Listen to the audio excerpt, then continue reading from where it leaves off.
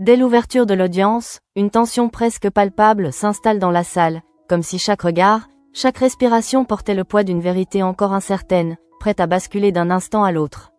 Florent Grasset se lève avec une maîtrise apparente, mais derrière cette façade calme se dessine une détermination froide, celle d'un homme qui ne vient pas simplement poser des questions, mais fragiliser une version des faits déjà vacillante. Face à lui, à la barre, Muriel tente de conserver une posture digne, mais son regard trahit une nervosité croissante à mesure que les questions deviennent plus précises, plus incisives, presque chirurgicales dans leur manière d'extraire les contradictions. Florent n'ose jamais la voix, il n'en a pas besoin, car chaque silence qu'il laisse planer agit comme une pression supplémentaire, forçant Muriel à combler le vide avec des réponses de plus en plus hésitantes. Peu à peu, il la ramène sur un terrain qu'elle espérait éviter, celui de ses propres soupçons passés dans la mort d'Elliot, une zone d'ombre qui n'a jamais totalement disparu mais que le temps avait rendu moins visible.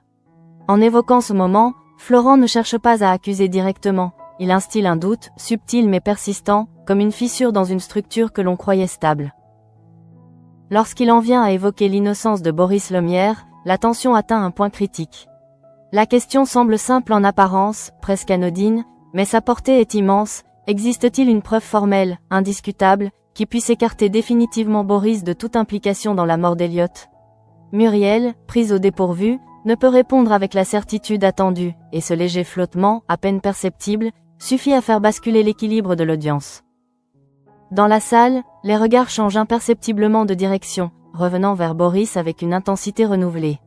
Il ressent ce déplacement invisible, cette manière qu'ont les soupçons de renaître sans bruit, simplement parce qu'un doute a été reformulé avec assez de précision. Il comprend que ce qu'il avait cru derrière lui n'est jamais vraiment terminé, que la justice n'efface pas toujours les traces laissées par les accusations. Florent poursuit alors en évoquant l'enregistrement de Nathalie Jiménez, cet élément qui avait contribué à la libération de Boris. Mais loin de le présenter comme une preuve solide, il insiste sur son caractère incomplet, sur les zones d'ombre qui l'entourent, suggérant qu'une vérité tronquée peut parfois être plus dangereuse qu'un mensonge évident. Par ce simple déplacement de perspective, il transforme un élément de défense en source de suspicion. Muriel tente de se reprendre, de reformuler ses réponses avec plus de fermeté, mais le mal est fait. La mécanique du doute est enclenchée, et chaque mot qu'elle prononce semble désormais devoir lutter contre une perception déjà altérée. Elle comprend qu'elle n'est plus simplement en train de témoigner, mais de défendre une version des faits qui se fragilise sous ses propres contradictions. Au fond de la salle, Eve observe la scène avec une intensité presque douloureuse, comme si chaque échange venait nourrir une tempête intérieure qu'elle ne parvient plus à contenir. Son regard ne quitte pas Muriel, mais ce qu'elle écoute réellement, ce sont les implications autour de Boris, les failles qui pourraient confirmer ce qu'elle ressent depuis longtemps sans parvenir à le prouver. Depuis plusieurs jours, Eve s'impose une présence constante au tribunal, convaincue que la vérité ne peut émerger que si elle reste là, attentive à chaque détail, à chaque variation de ton, à chaque silence trop long. Pourtant, cette immersion totale ne l'apaise pas, bien au contraire, elle semble accentuer une tension intérieure qui la rend plus nerveuse, plus rigide, comme si elle se rapprochait d'un point de rupture invisible. Manu Léoni, en retrait, ne peut ignorer cette transformation. Il connaît Eve suffisamment pour comprendre que quelque chose lui échappe, que cette obsession de la vérité est en train de se transformer en une spirale plus dangereuse. Il repense à leur échange du matin, à cette manière qu'elle a eue de refuser toute aide, comme si accepter un soutien revenait à perdre le contrôle d'une situation qu'elle veut maîtriser seule. Ce refus le trouble plus que tout, car il sait que derrière cette détermination se cache une fragilité qu'Eve refuse d'admettre. Il sent qu'elle s'éloigne, non pas physiquement, mais dans une zone où ses paroles ne suffisent plus à la rassurer, où même sa présence devient inutile face à ce qu'elle est en train de vivre. Pendant ce temps, loin de la salle d'audience, une autre forme de pression s'exerce sur la famille Perrault, une pression plus concrète mais tout aussi brutale. L'absence d'eau dans leur logement n'est pas un simple incident, mais un signal clair, une manière de les pousser à partir sans confrontation directe, en rendant leur quotidien invivable. Très vite, l'idée que Guillaume Sérignan soit derrière cette manœuvre s'impose comme une évidence. Ce n'est pas seulement une hypothèse, mais une lecture logique d'un comportement déjà marqué par des stratégies similaires, où la contrainte remplace le dialogue. Face à cette situation, Johanna Lemeur ne cache pas son indignation. Pour elle, il ne s'agit pas uniquement d'un abus, mais d'une limite franchie, d'un point de non-retour qui remet en cause non seulement leur relation professionnelle, mais aussi les valeurs qu'elle pensait partager avec Sérignan. Sa décision de rompre définitivement avec lui ne relève pas d'un simple désaccord, mais d'une prise de position claire, presque radicale. En choisissant de défendre les Perrault, et qui plus est gratuitement, Johanna ne se contente pas d'intervenir comme avocate, elle s'engage personnellement dans un combat qu'elle considère désormais comme nécessaire. Elle expose rapidement une stratégie juridique basée sur l'urgence, une procédure en référé destinée à stopper les abus et à rétablir un minimum de justice dans une situation devenue intenable. Elle sait que le dossier est complexe, que les chances de succès ne sont pas garanties, mais cela ne freine en rien sa détermination. Ce qu'elle cherche désormais, ce n'est pas seulement gagner, mais empêcher que ce type de pression puisse rester impuni.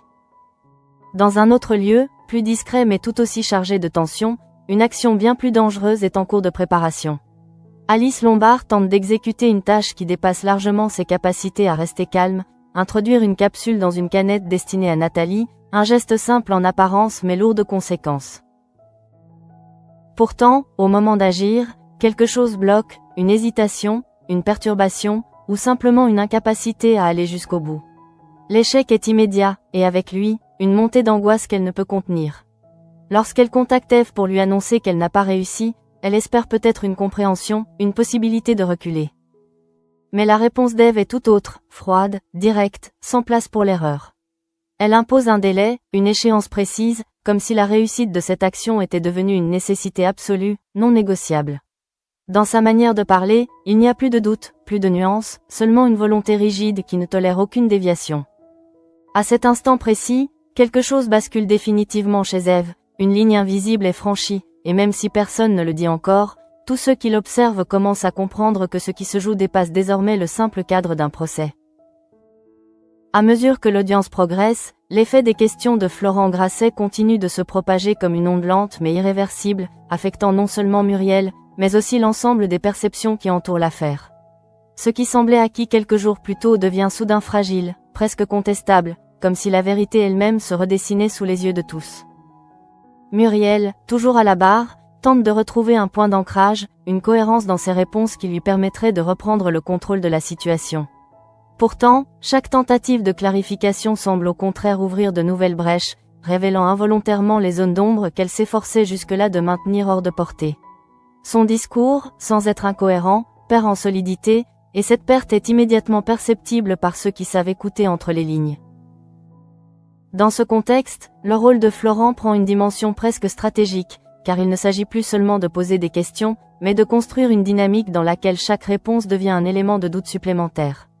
Il laisse volontairement certaines phrases en suspens, invitant implicitement chacun à compléter lui-même les conclusions, ce qui renforce encore l'impact de ses interventions. Dans le public, Boris Lemierre ressent de plus en plus clairement le poids de cette mécanique. Il n'est plus simplement un spectateur de la procédure, mais redevient, malgré lui, un point central de l'attention. Les regards se posent sur lui avec une insistance nouvelle, et même sans accusation directe, il perçoit que sa position est en train de basculer à nouveau vers une zone dangereuse. Ce retour implicite du soupçon agit sur lui comme une pression silencieuse, réveillant des souvenirs qu'il aurait préféré laisser derrière lui. Il comprend que la justice ne se joue pas uniquement sur des preuves, mais aussi sur des impressions, sur des perceptions qui peuvent évoluer à partir d'un simple détail mal interprété. Et c'est précisément ce que Florent est en train d'exploiter avec une efficacité redoutable. Pendant ce temps, Eve reste figée dans une attention presque obsessionnelle, absorbant chaque mot, chaque nuance, comme si elle cherchait dans ces échanges la confirmation d'une intuition qu'elle porte en elle depuis trop longtemps. Mais loin de la rassurer, ce qu'elle entend alimente une agitation intérieure qui devient de plus en plus difficile à contenir. Son regard se durcit, ses gestes deviennent plus brusques, et même dans son silence, une tension est perceptible. Elle ne réagit pas extérieurement, mais tout en elle semble en mouvement, comme si une décision était en train de se former lentement, à l'abri des regards, mais avec des conséquences potentiellement irréversibles. Manu Léoni, en l'observant, ne peut ignorer cette évolution. Il connaît trop bien Eve pour ne pas reconnaître les signes d'un déséquilibre naissant. Ce n'est pas simplement de la colère ou de la tristesse, mais quelque chose de plus profond, une forme de fixation qui l'éloigne progressivement de toute rationalité. Il se surprend à hésiter sur la manière d'intervenir, partagée entre le respect de l'autonomie d'Eve et la crainte qu'elle ne franchisse une limite dont elle ne pourrait plus revenir. Cette hésitation le ronge, car il sait que dans certaines situations, ne rien faire peut être aussi dangereux qu'agir trop tard. Dans un autre espace, loin de la tension du tribunal, Johanna Lemeur avance avec une détermination qui contraste avec le doute ambiant. Après avoir pris connaissance de la situation des Perrault, Elle décide de ne pas perdre de temps et de structurer une réponse juridique rapide, adaptée à l'urgence. Elle analyse les éléments du dossier avec précision, cherchant les failles dans le contrat qui lie la famille à Guillaume Sérignan. Ce qu'elle découvre confirme ses soupçons. Certaines clauses pourraient être contestées, non pas sur leur existence, mais sur les conditions dans lesquelles elles ont été acceptées. Cette piste, bien que complexe, ouvre une possibilité réelle d'action. Johanna ne se contente pas d'exposer une stratégie, elle rassure également la famille Perrault, consciente que leur état émotionnel est aussi un facteur déterminant dans la manière dont ils vont affronter les jours à venir. Elle leur parle avec une franchise mesurée, sans promettre de victoire, mais en affirmant clairement qu'ils ne sont plus seuls face à cette situation. Pour Salomé, cette intervention agit comme un point de bascule. Là où elle voyait jusque-là une impasse, elle perçoit désormais une possibilité, fragile mais réelle, de résister. Ce changement d'état d'esprit est essentiel, car il transforme une position passive en une forme de lutte, même incertaine. Pendant ce temps, Guillaume Sérignan est informé de la décision de Johanna de rompre toute collaboration. Cette nouvelle, loin de le surprendre totalement, le place néanmoins dans une position délicate, car il comprend que la situation pourrait lui échapper s'il ne réagit pas rapidement. Sa première réaction n'est pas de céder, mais de chercher à reprendre le contrôle, notamment en envisageant de faire appel à une autre avocate, quelqu'un capable de défendre ses intérêts avec la même efficacité que Johanna, mais sans les états d'âme qui viennent de la faire basculer du côté opposé. Ce repositionnement stratégique montre que le conflit entre Johanna et Sérignan ne se limite plus à un désaccord ponctuel, mais s'inscrit désormais dans une confrontation plus large, où chacun cherche à imposer sa vision et à protéger ses intérêts. Dans un registre totalement différent, mais tout aussi inquiétant, Alice Lombard reste profondément marquée par son échec. Le geste qu'elle n'a pas réussi à accomplir continue de la hanter, non seulement parce qu'il représente une mission inachevée, mais aussi parce qu'il révèle ses propres limites face à une situation qu'elle ne maîtrise pas. Elle repense aux consignes d'Ève, à cette manière froide et directe de fixer une échéance, comme si le temps lui-même était devenu un outil de pression. Cette contrainte la place dans un état de stress constant, où chaque minute qui passe rapproche l'échéance sans lui offrir de solution claire. Dans son esprit, une lutte s'installe entre le besoin d'obéir et la peur des conséquences, une tension qui pourrait, à terme, la pousser à commettre une erreur encore plus grave. Car ce qui était au départ une action ponctuelle est en train de se transformer en un processus où la réflexion laisse progressivement place à la contrainte. Au tribunal, l'audience touche à sa fin, mais l'impact des échanges continue de résonner bien au-delà de la salle. Muriel quitte la barre avec un sentiment d'instabilité qu'elle ne parvient pas à dissimuler complètement. Elle sait que ce qu'elle a dit, et surtout la manière dont elle l'a dit, aura des répercussions. Elle tente de se convaincre que rien n'est encore joué, que d'autres éléments viendront rééquilibrer la situation, mais au fond d'elle, une inquiétude persiste, plus tenace que toutes les certitudes qu'elle essaye de reconstruire. Ève, quant à elle, ne bouge pas immédiatement. Elle reste assise, comme figée, les yeux toujours dirigés vers l'endroit où Muriel se trouvait quelques instants plus tôt. Ce n'est pas de la fatigue, ni même de la tristesse, mais une forme de concentration extrême, comme si quelque chose venait de se décider en elle. Lorsqu'elle se lève enfin, son regard est différent, plus dur, plus déterminé. Elle ne dit rien, ne cherche pas Manu, ne croise aucun regard. Elle avance simplement vers la sortie, avec cette impression que la prochaine étape ne dépendra plus de ce qui se passe dans un tribunal, mais de ce qu'elle est prête à faire elle-même.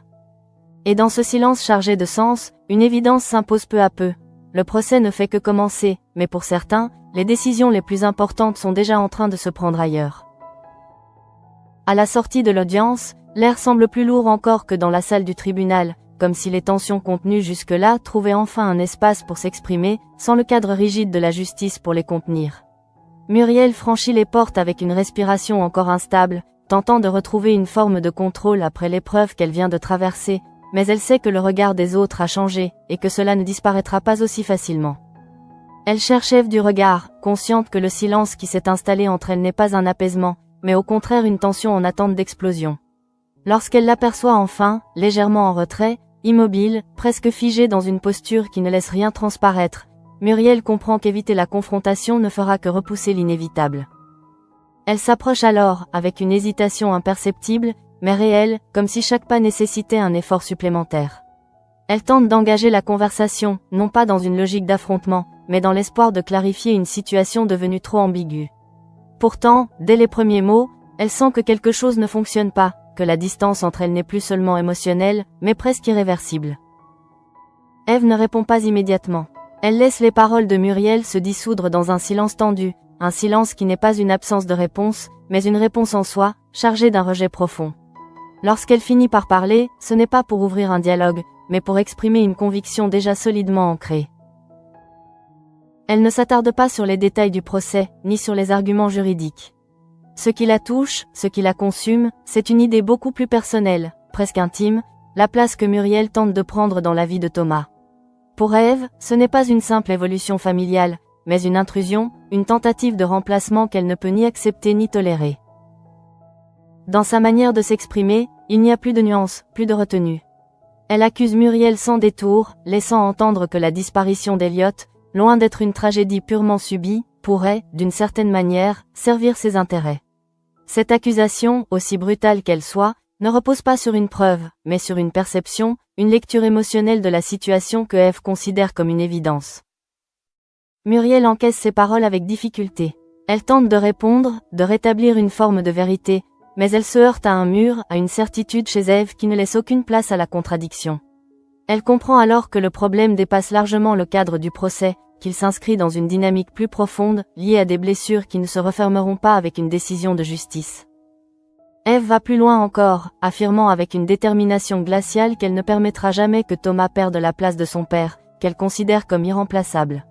Cette phrase, lourde de sens, agit comme une ligne de fracture définitive entre les deux femmes. Ce n'est plus un désaccord, mais une opposition frontale, presque irréconciliable. Autour d'elle, les regards se font discrets, mais attentifs. Certains perçoivent la tension sans en saisir toute la portée, d'autres comprennent que ce qui se joue ici aura des conséquences bien au-delà de cet instant. Car dans les mots d'Ève, il y a une promesse, implicite mais réelle, celle de ne jamais céder, quel qu'en soit le prix. Pendant ce temps, Manu Léoni observe la scène à distance, partagée entre l'envie d'intervenir et la crainte d'aggraver une situation déjà explosive. Il voit clairement que Ève est en train de franchir une limite, que son discours n'est plus guidé par la recherche de justice, mais par une émotion brute, incontrôlée. Il s'approche finalement, non pas pour prendre parti, mais pour tenter de ramener un semblant de calme. Sa présence agit comme une interruption dans la confrontation, mais ne suffit pas à effacer ce qui vient d'être dit. Ève se détourne légèrement, comme si elle refusait d'être ramenée à une réalité qu'elle ne reconnaît plus complètement. Dans son regard, Manu perçoit quelque chose de nouveau, une détermination qui ne lui ressemble pas, ou du moins qu'il n'a jamais vue à ce niveau. Ce n'est pas simplement de la colère, mais une forme de décision intérieure, déjà prise, et qui ne dépend plus des événements extérieurs. Muriel, de son côté, reste marquée par l'échange. Elle comprend qu'elle ne pourra pas éviter ce conflit, qu'il ne se résoudra ni par des explications ni par le temps. Elle réalise aussi que sa position dans la vie de Boris et de Thomas sera constamment remise en question, non seulement par les circonstances, mais par la volonté active d'Ève. Cette prise de conscience la fragilise, mais la pousse également à réfléchir différemment. Elle ne peut plus se contenter de subir les événements, elle doit anticiper, se préparer à des attaques qui ne seront pas toujours visibles, ni prévisibles.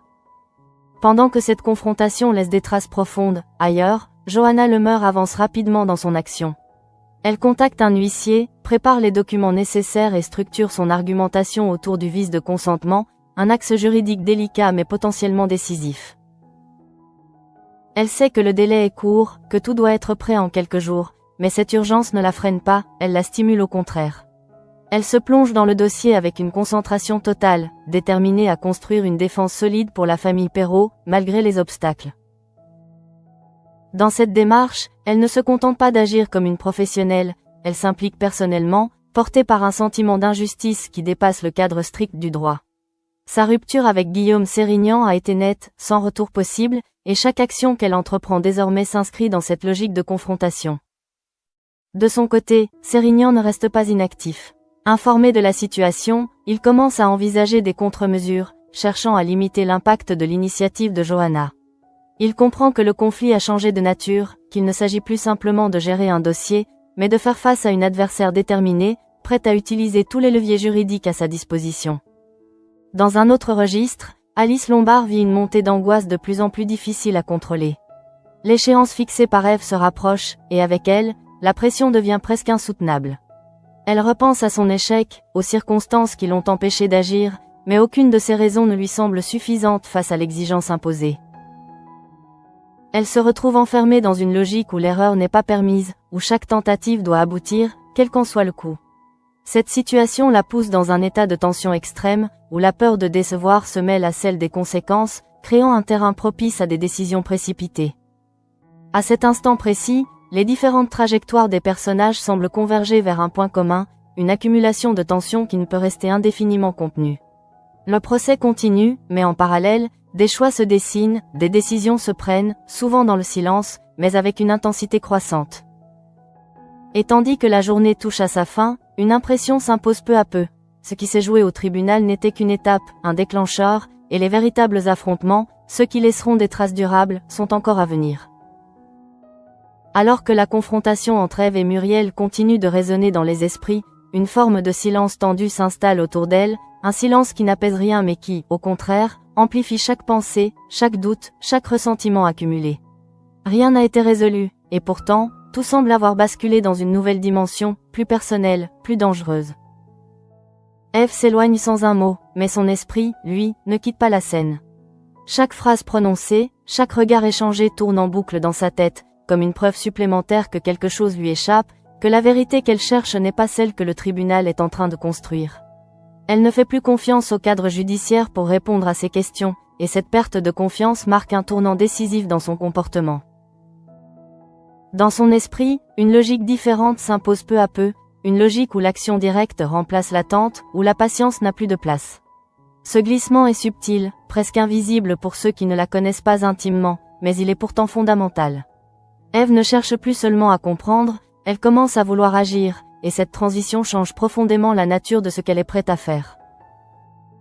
Manu Léoni, de plus en plus inquiet, tente de maintenir un lien avec elle, mais il sent que quelque chose lui échappe. Les réponses d'Ève deviennent plus brèves, plus fermées, comme si elle refusait désormais toute intrusion dans ce qu'elle considère comme son combat personnel. Cette distance, inhabituelle, crée chez Manu un sentiment d'impuissance qu'il a du mal à accepter. Il repense aux signes qu'il a ignorés, au moment où il aurait pu insister davantage, comprendre plus tôt que la situation lui échappait. Mais il est désormais confronté à une réalité plus complexe. Intervenir trop frontalement pourrait la braquer davantage, la pousser encore plus loin dans cette spirale qu'il redoute. Pendant ce temps, Muriel tente de reprendre le fil de ses pensées après la confrontation. Les paroles d'Ève continuent de résonner en elle, non seulement pour leur violence, mais aussi pour ce qu'elles révèlent d'une perception profondément ancrée. Elle comprend que, pour Ève, elle n'est pas simplement une femme dans la vie de Boris, mais une menace, une figure intrusive qui cherche à redéfinir un équilibre familial déjà fragile. Cette prise de conscience la pousse à s'interroger sur sa propre position. Jusqu'où est-elle prête à aller pour défendre sa place ? Jusqu'où cette situation peut-elle évoluer avant de devenir incontrôlable ? Elle ne trouve pas de réponse immédiate, mais elle sent que rester passive n'est plus une option. Dans cette réflexion, le procès prend une autre dimension. Il ne s'agit plus seulement de la vérité sur la mort d'Elliot, mais des conséquences que cette vérité aura sur les relations entre ceux qui restent. Et ces conséquences, Muriel commence à les mesurer avec une inquiétude grandissante. À quelques kilomètres de là, Johanna Lemeur poursuit son travail avec une intensité remarquable. Le dossier des Perrault est désormais au centre de son attention, et chaque détail compte. Elle relit les clauses du contrat, analyse les conditions de signature, identifie les points susceptibles d'être contestés. Elle ne laisse rien au hasard, consciente que la moindre erreur pourrait compromettre l'ensemble de la procédure.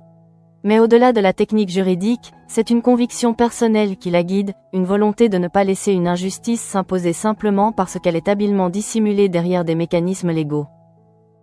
Son engagement dépasse le cadre professionnel. En rompant avec Guillaume Sérignan, elle a pris une position claire, et chaque action qu'elle mène désormais est une manière de confirmer ce choix. Elle ne défend pas seulement un dossier, elle défend une idée de justice qu'elle refuse de voir détournée. Du côté de Sérignan, la situation évolue également.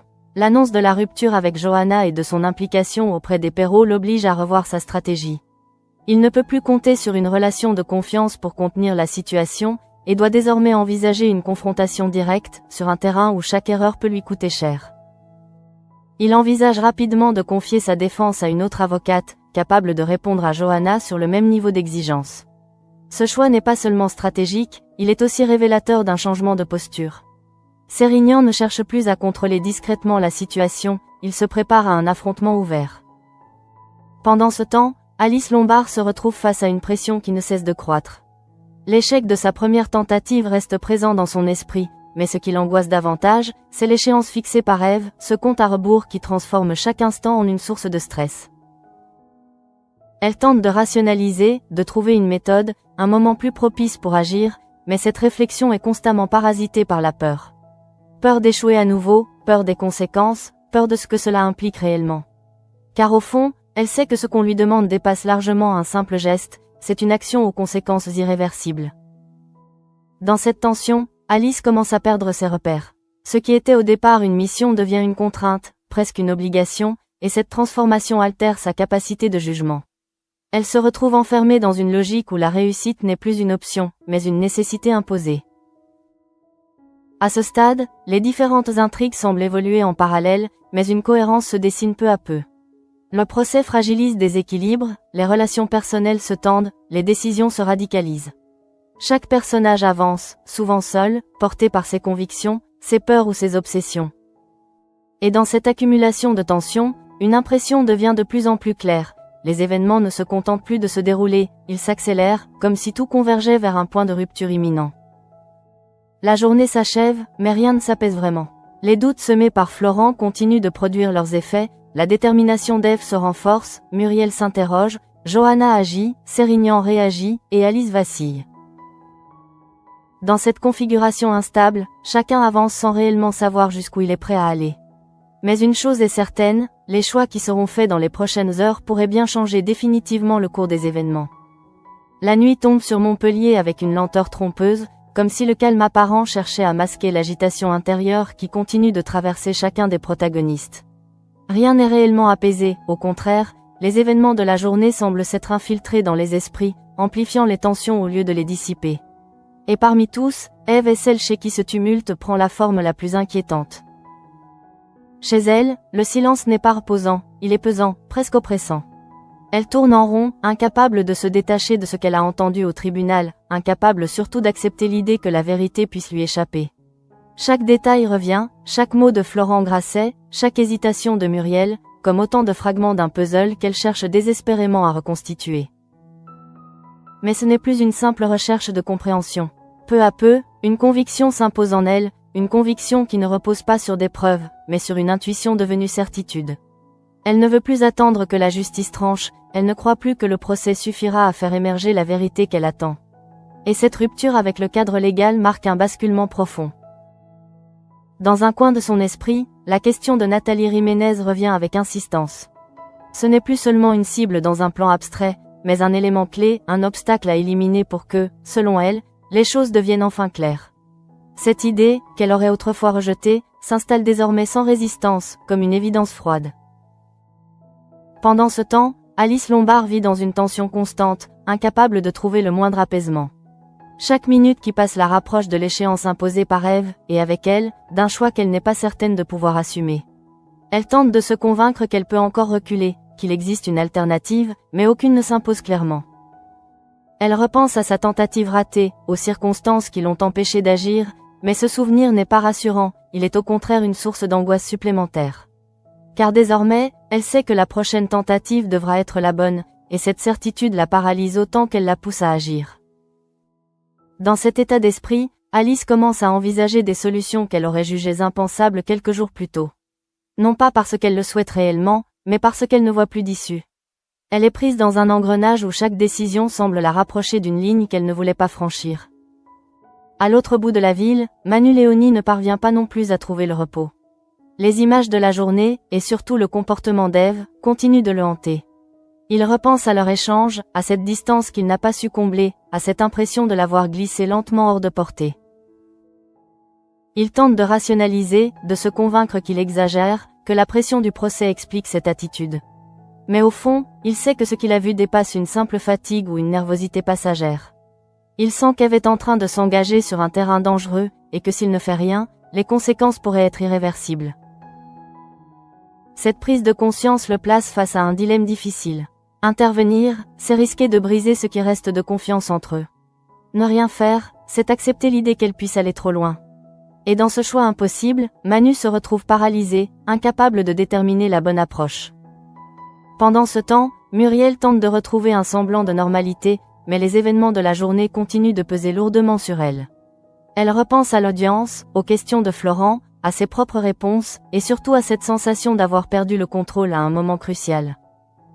Mais ce qui la trouble le plus, c'est la confrontation avec Eve.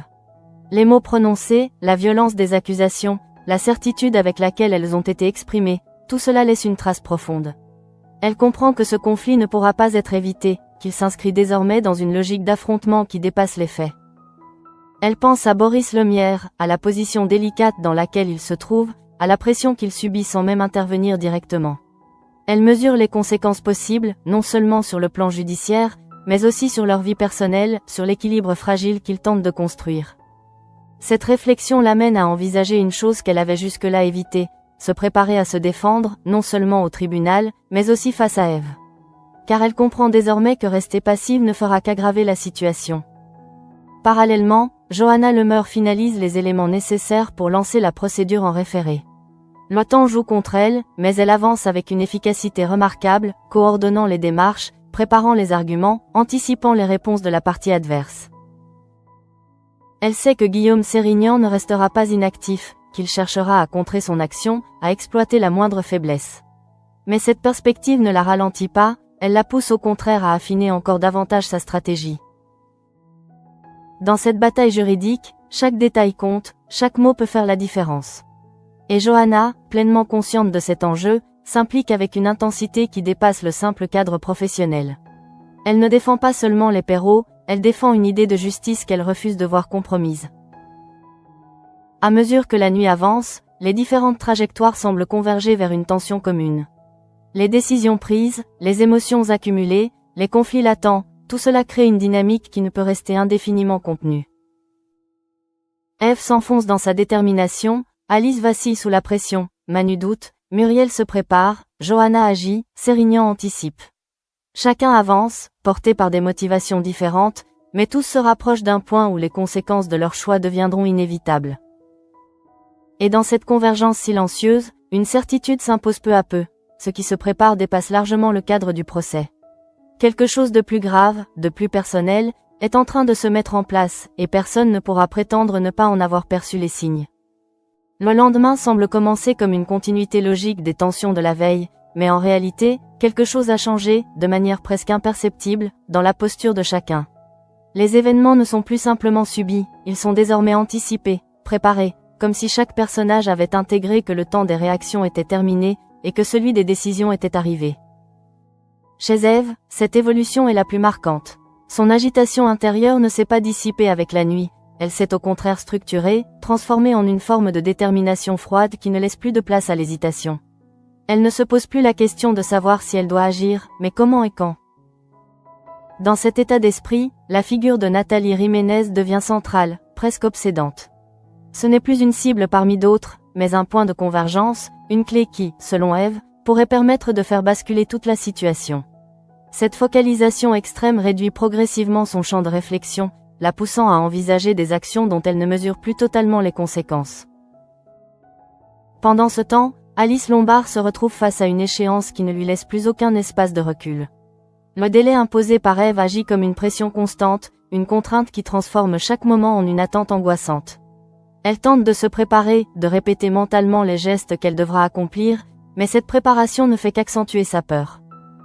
Elle comprend désormais que ce qu'on lui demande dépasse ses capacités à rester détachée. Ce n'est plus un simple acte à accomplir, mais une décision qui pourrait avoir des conséquences irréversibles. Et cette prise de conscience crée en elle une tension insupportable, un conflit entre ce qu'elle pense devoir faire et ce qu'elle est réellement capable d'assumer. À distance, Manu Léoni observe ces évolutions sans pouvoir encore intervenir directement. Mais son inquiétude atteint un point où l'inaction devient elle-même une forme de risque. Il commence à envisager des moyens plus concrets pour surveiller la situation, pour comprendre ce qui échappe encore à son regard. Ce glissement dans son attitude marque un changement important. Il ne se contente plus d'être un soutien, il envisage désormais d'agir en tant que policier, ce qui implique une approche différente, plus rigoureuse, mais aussi plus intrusive. Et cette décision, même encore implicite, pourrait modifier profondément sa relation avec Eve. Du côté de Muriel, la réflexion engagée la veille continue de produire ses effets. Elle ne peut plus ignorer la menace que représente Eve, non seulement sur le plan émotionnel, mais aussi dans les actes qu'elle pourrait être prête à poser. Cette prise de conscience la pousse à adopter une posture plus vigilante, plus défensive. Elle pense à Boris Lemierre, à la fragilité de sa situation, et comprend que le moindre faux pas pourrait avoir des conséquences importantes. Elle sait que le procès ne se joue pas uniquement sur les faits, mais aussi sur les perceptions, et que ces perceptions sont désormais influencées par des éléments qui lui échappent partiellement. Cette lucidité nouvelle ne la rassure pas, mais elle lui donne une direction. Elle ne peut pas contrôler tout ce qui se passe, mais elle peut se préparer, anticiper, se protéger autant que possible. Et dans ce contexte, chaque décision devient stratégique. Parallèlement, Johanna Lemeur s'apprête à passer à l'action. Le dossier des Perrot est prêt, les arguments sont construits, les démarches engagées. L'audience en référé approche, et avec elle, une première confrontation directe avec Guillaume Sérignan sur le terrain judiciaire. Elle sait que cette audience ne résoudra pas tout, mais elle représente une étape cruciale, un moment où les rapports de force pourront être rééquilibrés, au moins partiellement. Et cette perspective renforce sa détermination, car elle voit dans cette procédure une opportunité concrète de faire évoluer la situation. De son côté, Sérignan ne reste pas passif. Il affine sa stratégie, prépare sa défense, anticipe les arguments de Johanna. Il comprend que l'affrontement sera plus direct, plus visible, et que la moindre erreur pourrait être exploitée contre lui. Cette prise de conscience le pousse à se montrer plus prudent, mais aussi plus agressif dans sa manière de défendre ses intérêts. Dans cette configuration, les différents conflits s'entremêlent, créant une dynamique complexe où chaque action peut avoir des répercussions inattendues sur les autres. Le procès, la situation des Perrot, le plan d'Ève, tout cela évolue en parallèle, mais avec des points de contact de plus en plus nombreux. Et au centre de cette convergence, une question reste suspendue. Jusqu'où chacun est-il prêt à aller ? Ève, enfermée dans sa certitude, semble prête à franchir une limite.